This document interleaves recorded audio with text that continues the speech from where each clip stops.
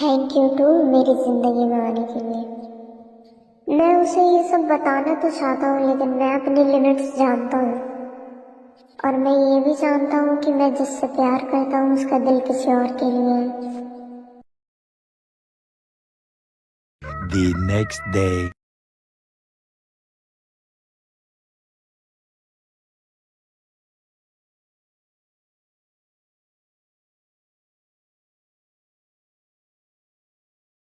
अभी वीकेंड है तो फिर सभी सोल्जर्स के लिए हॉलीडे है। मैं आज अपनी मदर के साथ मार्केट में आया हूँ। ये जगह काफी ज्यादा साफ सुथरी है, लेकिन फ्यूचर की तरह बिल्कुल भी नहीं है। फ्यूचर में यहाँ पे काफी सारी चीजें होती है खरीदने को, और भीड़ भाड़ भी होती है, लेकिन यहाँ पे भीड़ काफी कम है। अभी तो हमने क्रैब खरीद लिया, अभी हम आगे देखते हैं और क्या मिलता है खरीदने को। बेटा, क्या तुम्हें और कुछ चाहिए? क्या हम मछली खरीद सकते हैं? तेगी मगर हाँ में सर हिलाती है और ते खुशी खुशी अकेले ही चला जाता है मछलियों के स्टॉल पर, जो कि वहाँ पे पास में ही होता है। और वहाँ पे जाकर ते फ्रेश फ्रेश मछली को देखने लग जाता है। ते वहाँ से मछलियाँ खरीदने के बाद तुरंत पीछे मुड़ता है। फिर वो देखता है कि उसकी मम्मी किसी से बात कर रही है। ते उसका चेहरा नहीं देख पाता है, लेकिन वो उसके बैग से पहचान जाता है कि वो इंसान कौन है।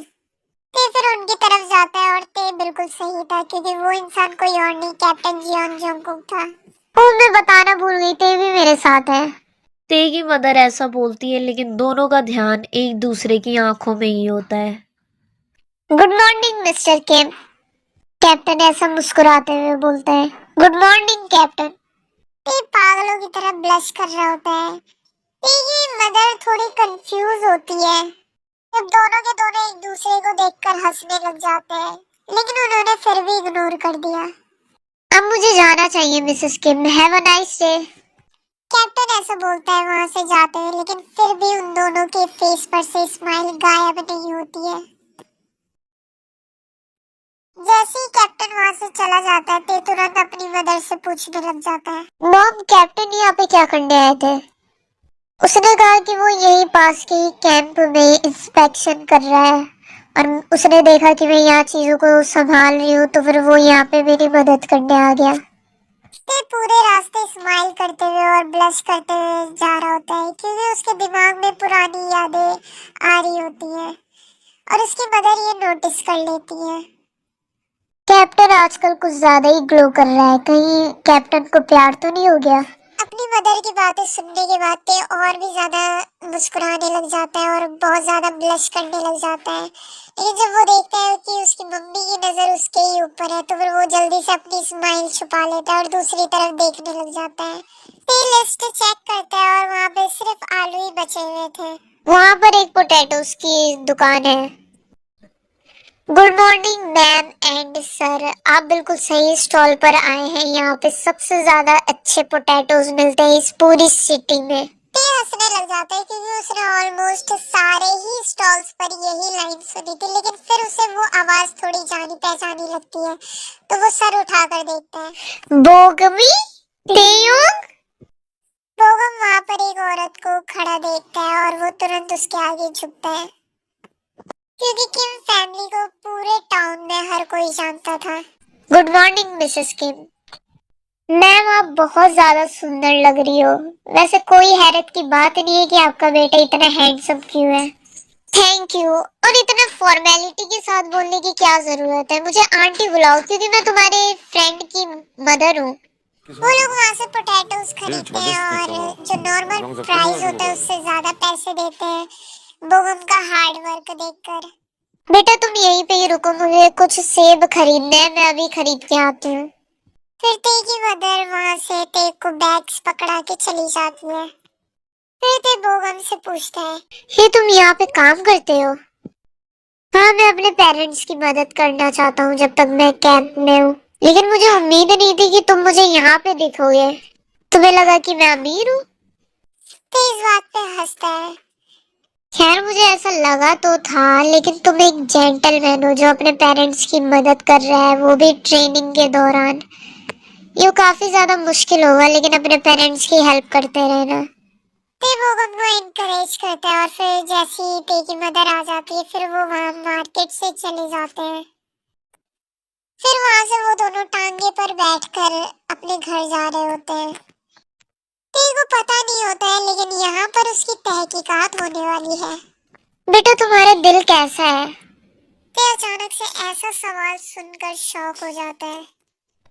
क्या तुम प्यार में हो? उसकी मदर एक और क्वेश्चन पूछती है और फिर उसके बाद ते की तरफ देखकर स्माइल करती है। ते नर्वसली हंसता है लेकिन वो फिर ते का हाथ पकड़ती है और उसे कंफर्ट करने की कोशिश करती है। तुम्हें पता है तुम मुझे कुछ भी बता सकते हो, है ना? ते की मदर इतना बोलती है लेकिन ते अभी भी बिल्कुल शांत था। मेरी मॉम ये तो जानती है कि मैं प्यार में हूँ, लेकिन उन्हें ये जानकर कैसा लगेगा कि मैं एक आदमी के साथ प्यार में हूँ? क्या वो ये सब सुनकर निराश हो जाएंगी?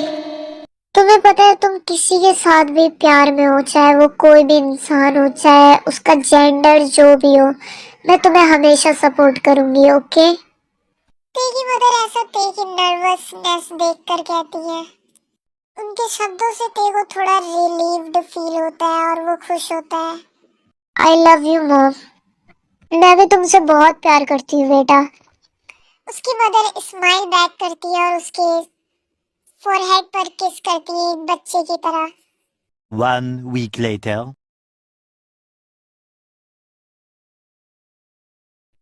अभी तक एक हफ्ता हो चुका है और मैंने अपने डोनेट से बिल्कुल भी बात नहीं की है। स्पेशली लीसा के फादर ने हमसे बोला था उनकी डॉटर की वेडिंग अटेंड करने के लिए, लेकिन मैं वहाँ बिल्कुल नहीं जाना चाहता। मुझे पता है ये सब फेक है, लेकिन फिर भी मैं अपनी फीलिंग्स को हर्ट नहीं करना चाहता और मैं ये चीज़ बिल्कुल भी बर्दाश्त नहीं कर सकता कि वो किसी और से शादी करेगा, वो भी मेरे ही सामने। वो आज ही कोरिया से जाने वाला है। मैं उससे बात करना चाहता हूँ लेकिन मैं नहीं कर सकता। मुझे बहुत ज़्यादा चिंता हो रही है। मैं आज कैंप जितना जल्दी हो सके उतना जल्दी आया हूँ ताकि मैं उससे मिल सकूँ। और जैसी मुझे उम्मीद थी वैसी ट्रेनर ने अनाउंसमेंट की है सबको फील्ड में इकट्ठा होने के लिए, क्योंकि कैप्टन फ्यूचर सोल्जर्स के लिए कुछ कहना चाहते हैं।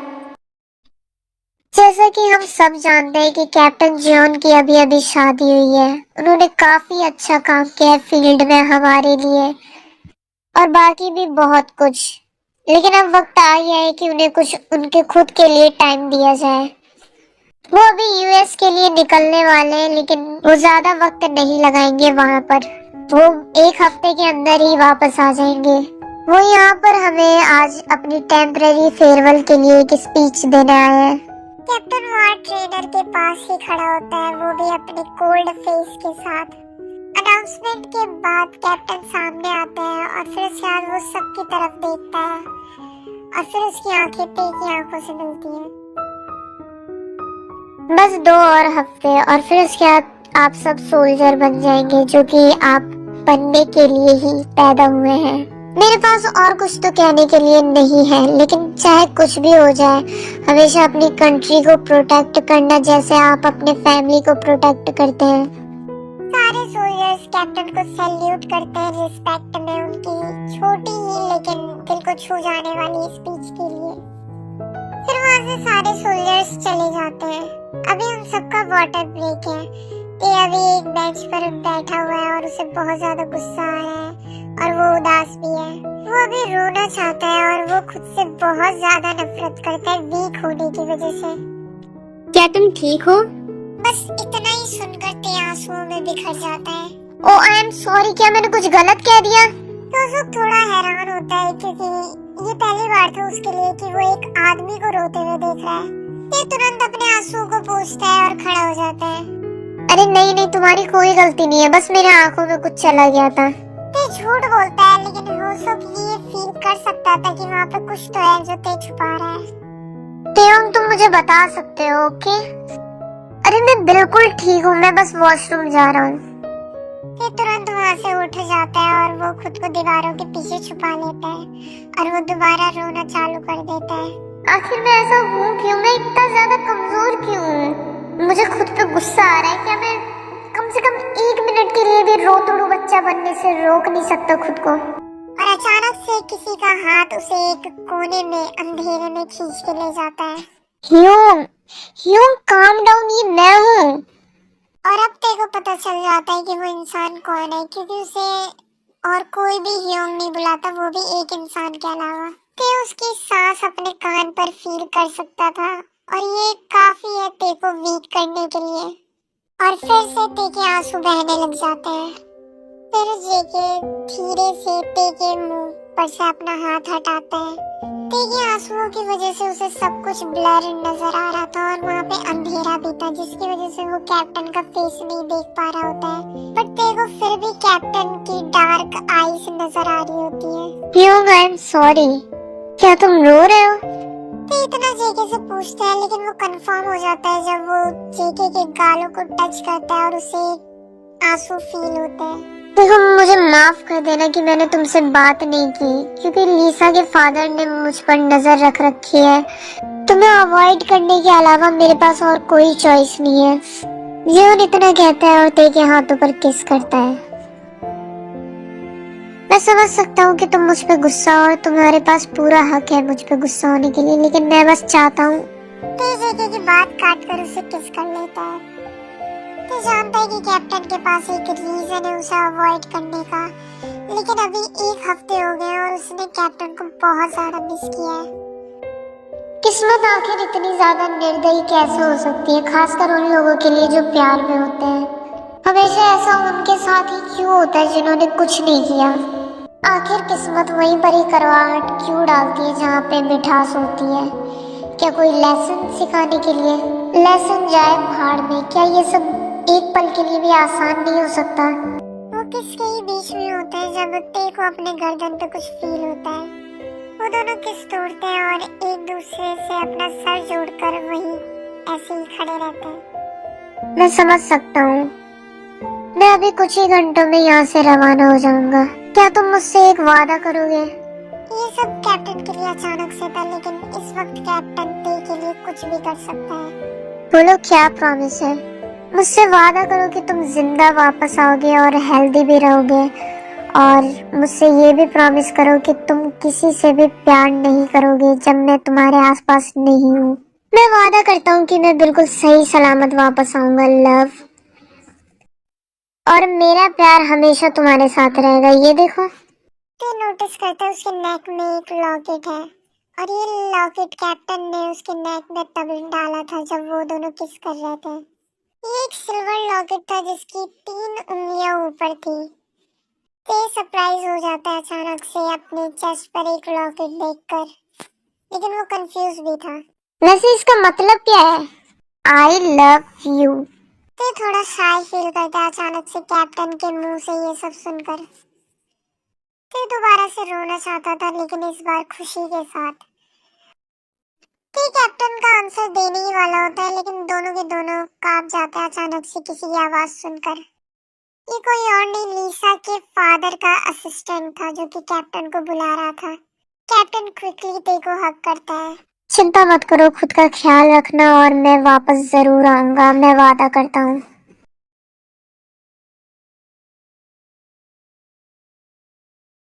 ते उस लॉकेट को किस करता है। मैं तुम्हारा इंतजार करूंगा, माय कैप्टन डोनट। तुम्हारा ह्योंग भी तुमसे बहुत प्यार करता है। To the moon and never back. पर मुझे तुम्हें बताने का मौका भी नहीं मिला। ते ये बातें खुद से ही बड़बड़ाता है और बहुत ज्यादा उदास फील कर रहा होता है, और वो वहां से चला जाता है। फिर अभी रात के लगभग 10 बज चुके हैं। मुझे बहुत ज़्यादा थकान हो रही है, वो भी ट्रेनिंग की वजह से, लेकिन मैं फिर भी नहीं सो पा रहा हूँ, क्योंकि मेरे दिमाग में फिलहाल सिर्फ और सिर्फ कैप्टन के ही ख्याल आ रहे हैं। हालांकि कैप्टन ने मुझसे प्रॉमिस किया है, लेकिन मैं फिर भी खुद को तसल्ली नहीं दे पा रहा हूँ। ते फिर से उस लॉकेट को हाथ में लेता है और उसको फिर से किस करता है। तुम अभी तक क्यों जगे हुए हो? ते अपना सर घुमाकर उस पर्सन की तरफ देखता है, और उसे तसल्ली हो जाती है कि वो इंसान कोई और नहीं, बोगम है। कम से कम वो कोई और किडनैपर तो नहीं है फिर से। ऑब्वियसली मैं सो नहीं पा रहा हूँ।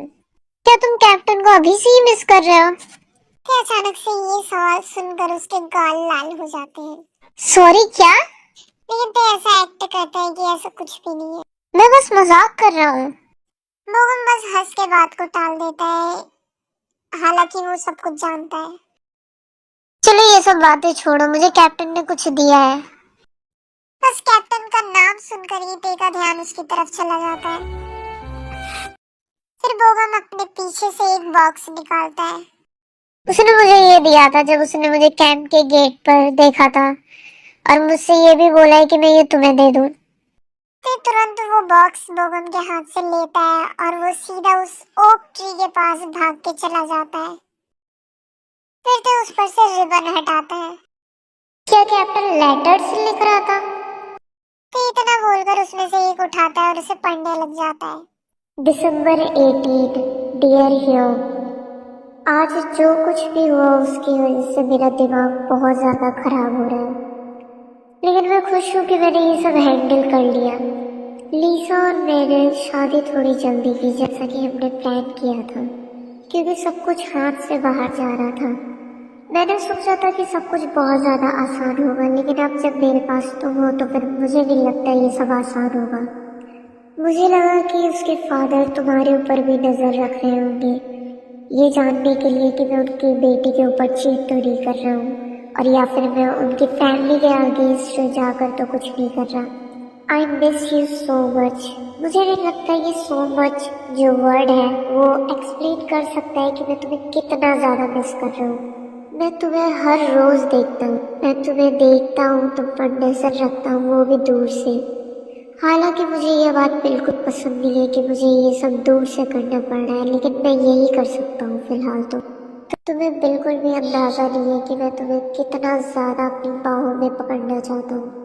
तुम्हें बिल्कुल भी नहीं पता कि मैं तुम्हें कितना ज्यादा स्माइल करते हुए देखना चाहता हूँ, और वो तुम्हारी आंखें जिसमें गैलेक्सी, स्टार्स सब नजर आते हैं।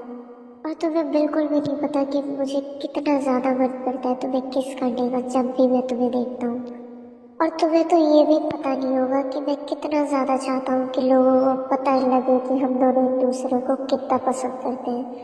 मैं ये सब चिल्ला चिल्ला कर बताना चाहता हूँ, लेकिन मुझे पता है ये इन सब के लिए सही टाइम तो बिल्कुल भी नहीं है। और ये सब सोचकर मेरे सीने में बहुत ज़्यादा दर्द होता है कि मैं इन सब में से कुछ भी नहीं कर सकता। लेकिन ये सोचकर और भी ज़्यादा दर्द होता है कि मैं तुम्हें भी हर्ट कर रहा हूँ। I am sorry you. ये सब इसलिए क्योंकि मैं जस्टिस चाहता हूँ। काश कि अभी मेरा भाई जिंदा होता, काश कि लोग दयालु होते, तो मुझे ये सब करने की बिल्कुल भी ज़रूरत नहीं पड़ती, और तुम्हें कोरिया में अकेले छोड़ के आने की भी ज़रूरत नहीं पड़ती। मेरे भाई की तभी मौत हो गई थी जब मैं मिलिट्री कैंप में आने वाला था।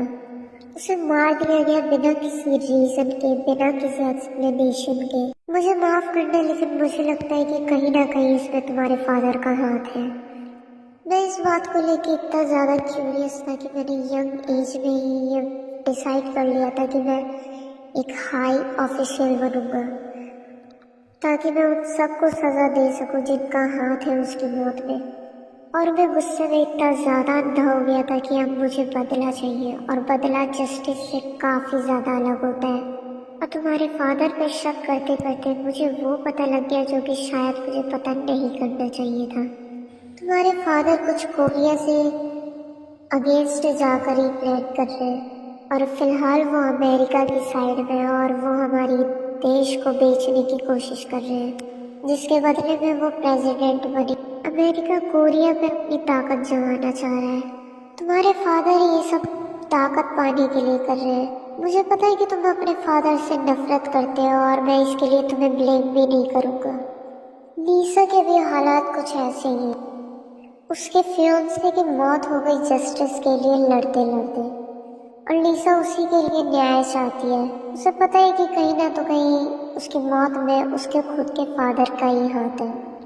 उसके फियांसे की मौत अमेरिका में ही हुई थी, और सारे एविडेंस इधर ही है, और इसी वजह से हमने शादी करने का नाटक किया ताकि हम हनीमून के बहाने अमेरिका जा सके।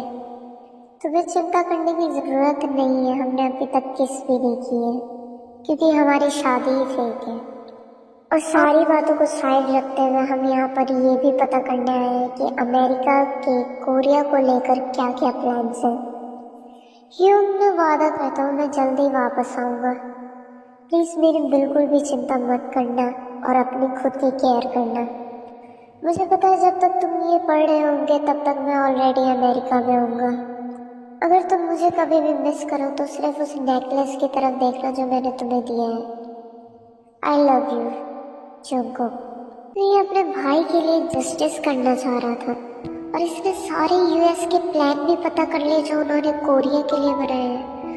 ओह गॉड, मेरे पास कोई शब्द नहीं है, ये इसके लिए काफ़ी ज़्यादा मुश्किल रहा। उसको ऊंची पोस्ट पे प्रमोशन भी मिलने वाला था लेकिन उसने ये सब छोड़ दिया मुझे बचाने के लिए उस दिन, और मुझे ये सब पता करके बिल्कुल भी अच्छा नहीं लग रहा है। 2 days later. अभी दूसरा ही दिन है कि हम दोनों इतने ज़्यादा दूर हैं। क्या मैं एक नंबर का चिपकू इंसान लगूंगा अगर मैं ये बोलूं कि मैं उसे मिस कर रहा हूँ? ये सब कुछ इसी वजह से हो रहा है क्योंकि कम्युनिकेशन इस टाइम पर बहुत ज़्यादा मुश्किल होता है, लेकिन फ्यूचर में ऐसा कुछ भी नहीं है। ऊपर वाले की कृपा है कि कम से कम फ्यूचर में कम्युनिकेशन में तो कोई मुश्किल नहीं होती। मुझे पता है ये सब चीज़ें बहुत ज़्यादा मुश्किल होती हैं, लेकिन तुम्हें इन सब के दर्द का पता नहीं चलेगा तब तक जब तक तुम खुद इन सब को एक्सपीरियंस नहीं करोगे। मैं तो यही सोच रहा हूँ कि वो वहाँ पे क्या कर रहा होगा, बस मैं यही होप करता हूँ कि वो वहाँ पे सेफ रहे। अगर आपको ये स्टोरी पसंद आ रही है तो इसको ज़्यादा से ज़्यादा लाइक और शेयर कीजिए और कमेंट कीजिए ज़्यादा से ज़्यादा कि आपको कैसी लगी वीडियो।